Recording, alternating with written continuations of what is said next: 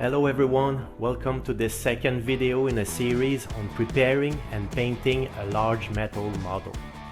In this video, I'll show you how I prepared the display base for the dragon. In the first video, I forgot to mention that this amazing model was sculpted by Tom Mayer. It was originally named the Rampaging Red Dragon when sold by Thunderbolt Mountain Miniatures. It's now sold by Ralparta Legacy under the name Greater Red Dragon. There is a link to their website as well as a direct link to the dragon on their online store in the description below.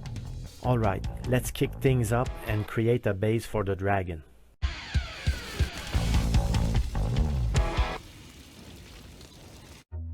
After a good night's rest, I can see that the joint between the dragon's limb and body have hardened and straightened.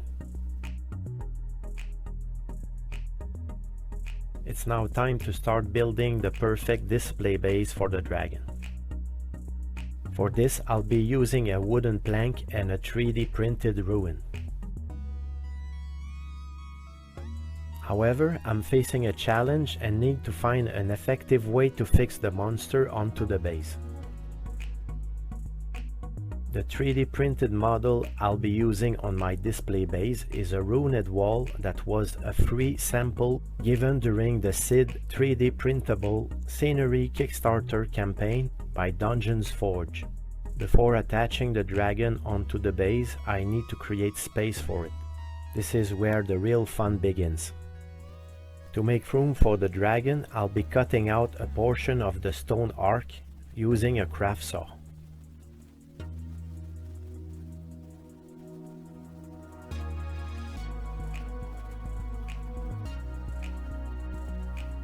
This is a delicate process as I need to ensure that the resin doesn't break in any unwanted place.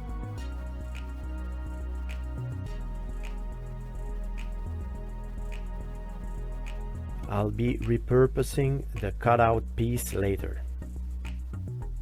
With the base now clearer, I'm looking for the best place to fix the dragon.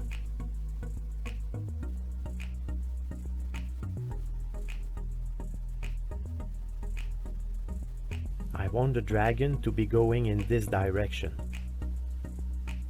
I think I'll place it around here.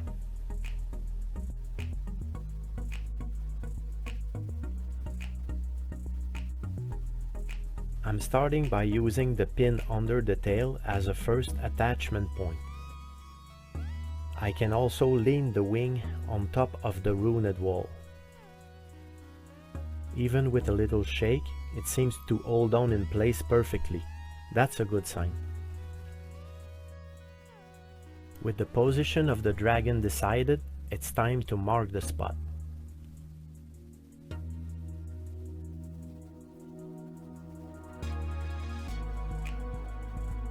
I use the tip of my craft knife to make a small mark.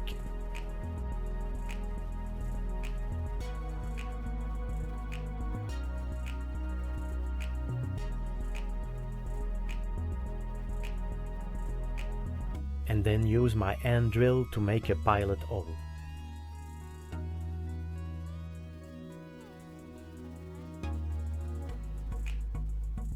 Next, I enlarge the hole with a slightly larger drill bit.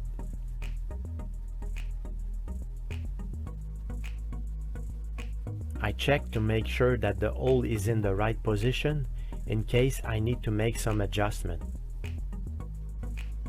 To make sure that the connection is optimal, I use the tip of my craft knife to make the hole taper, to match the shape of the pin under the dragon. I check to make sure that the opening is large enough. I enlarge the hole a bit more and now it's perfect. Now that the first attachment point is set, I'll add one more anchor point under the feet and maybe even on the wing, and certainly under the other feet as well. I start by filing the underside of the feet to create a flat surface, and then use my craft knife to mark where the hole needs to be drilled.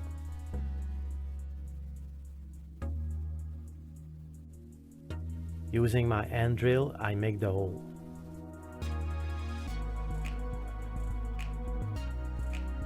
And check its depth.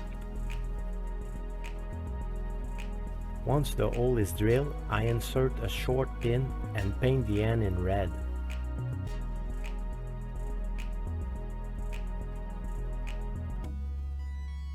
Then I position the dragon and mark the base with the end of the paperclip pin painted red.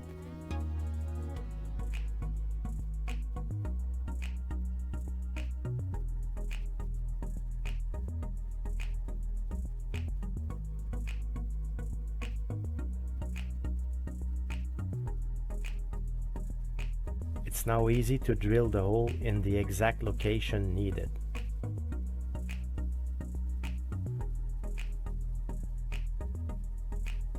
Before finalizing the hole, I double check the position to make sure everything is just right.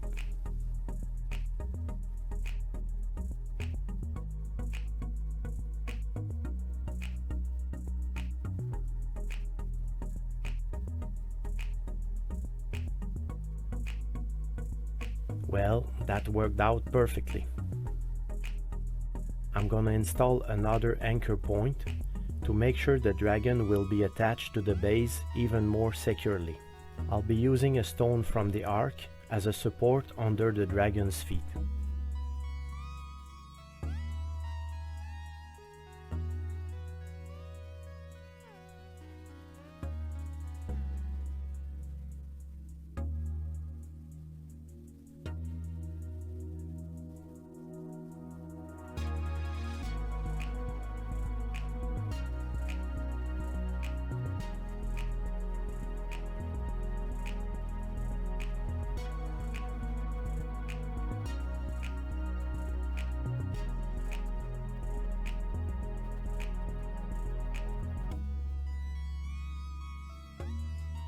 I use Gorilla Super Glue to hold the stone in place.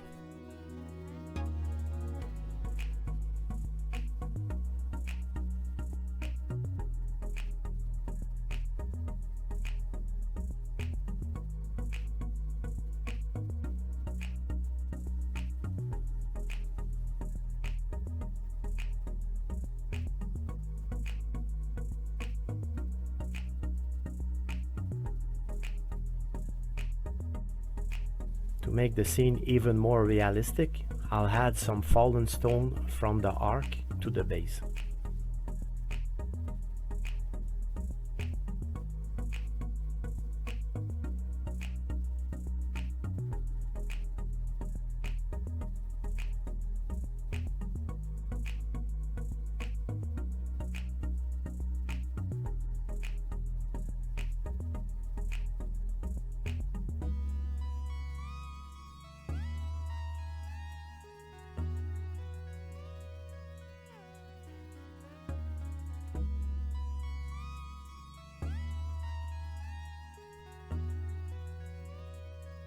It will look like the dragon really caused some destruction.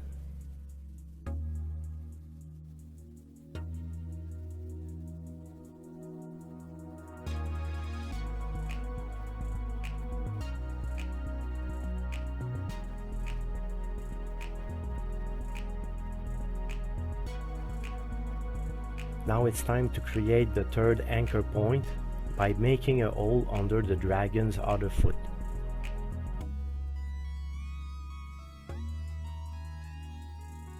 I'll drill the hole as carefully as possible to make sure it's parallel with the other two.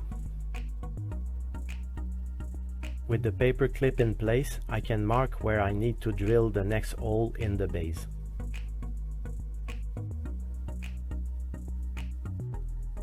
Then I'll drill it, making sure to keep parallel with the other holes.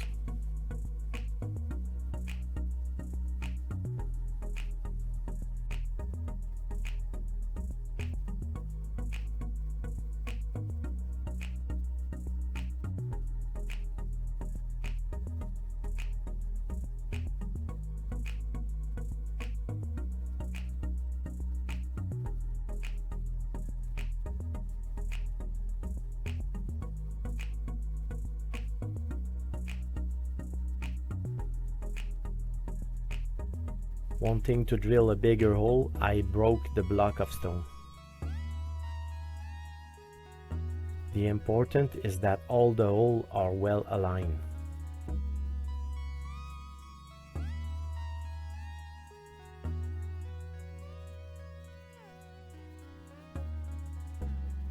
And now, for some extra detail, I'll bend the dragon's toe so that it looks like it's really grabbing onto the stone.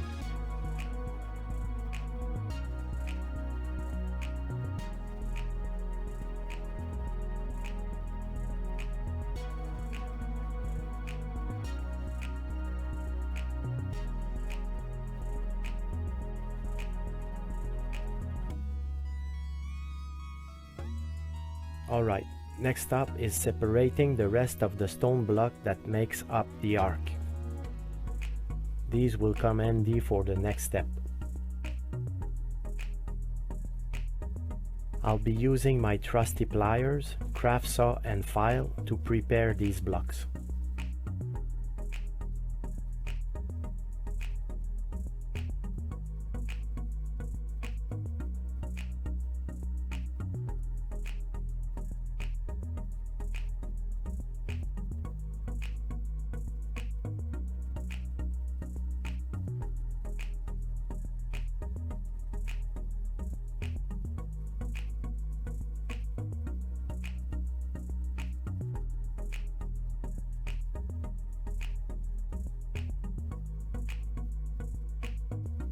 To ensure a more secure fit, I'll be adding a pin on the extrusion under the tail. This way, the model will be anchored firmly to the base.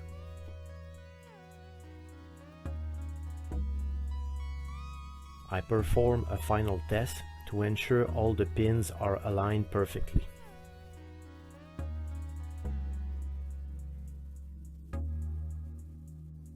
While I initially try to bend the feet, I don't want to risk damaging the model. So I came up with another plan.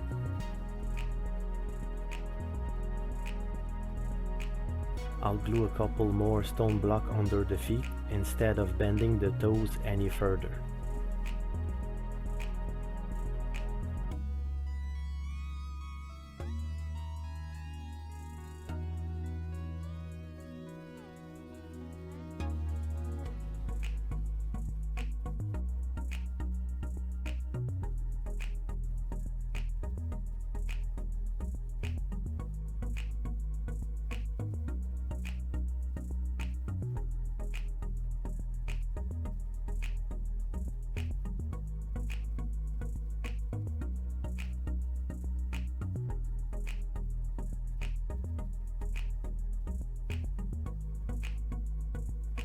And why not add one more stone block while I'm at it?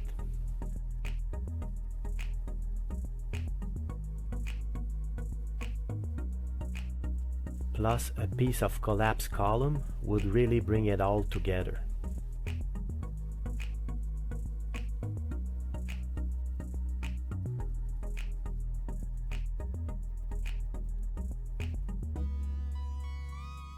Adding pebble and sand to the base will create more texture.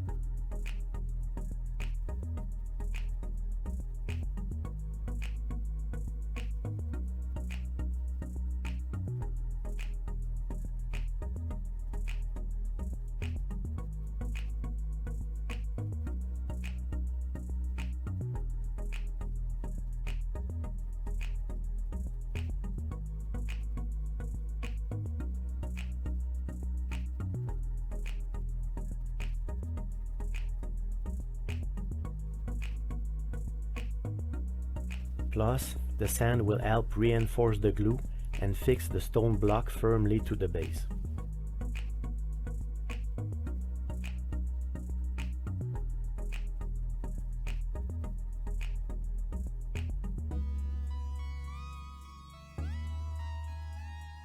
To ensure the bounds are as strong as possible, I'm spreading the glue with a wooden stick and pushing it under the blocks.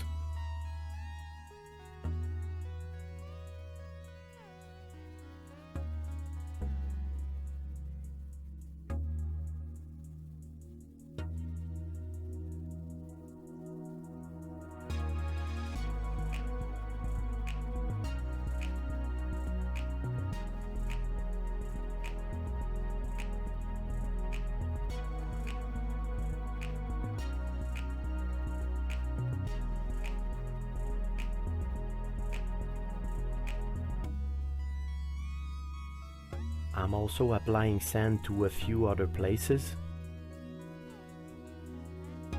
to hide any print defect and add some more textures.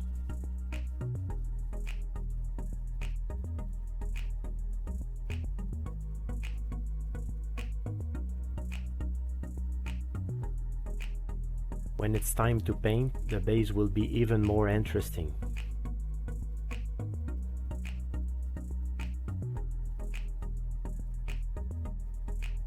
Finally, it's time to glue the base to the wooden plate. I'll be using quick setting epoxy glue. So I'll have about 5 minutes to mix and apply the glue once I start. To ensure maximum effectiveness, I make sure to mix the two components of the epoxy glue thoroughly.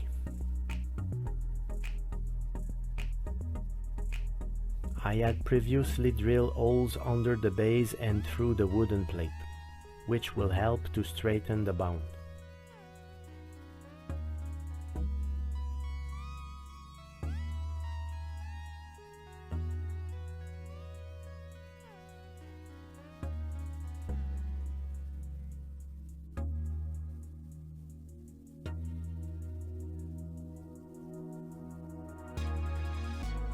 The next step is to fill these holes with epoxy glue. When the glue hardens, these recesses will act as anchoring points.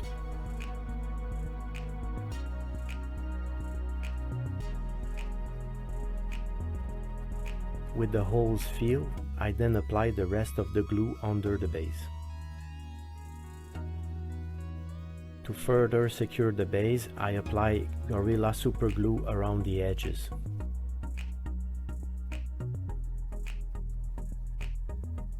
However, the underside of the base is convex and doesn't fully rest on the wooden plate, so I use rubber bands to hold it in place while the glue sets.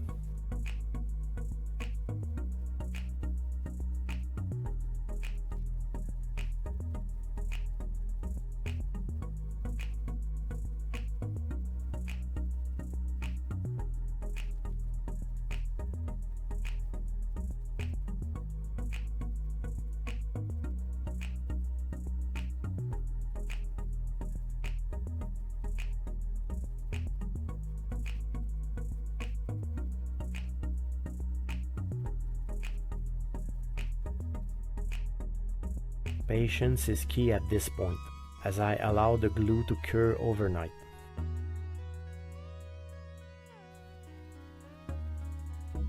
"24 hours later, now that the epoxy has cured, I can safely remove the rubber bands.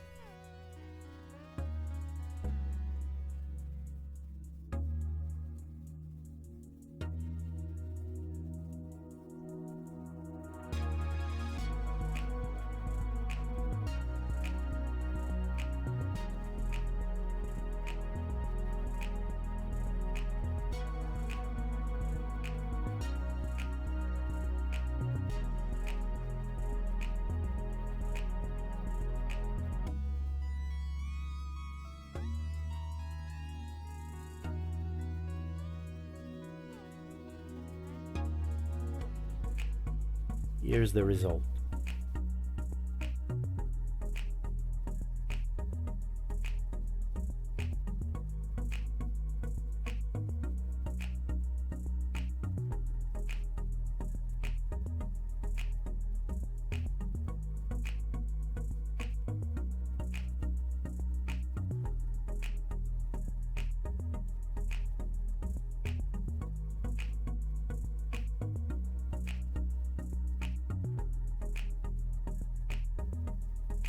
I hope you were able to get some relevant information from this video.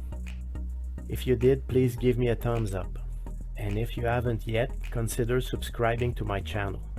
In the next video of this series, I'll demonstrate how to fill the gaps on the dragon with grain stuff and complete the base with Milliput epoxy putty. Thanks for watching and take care.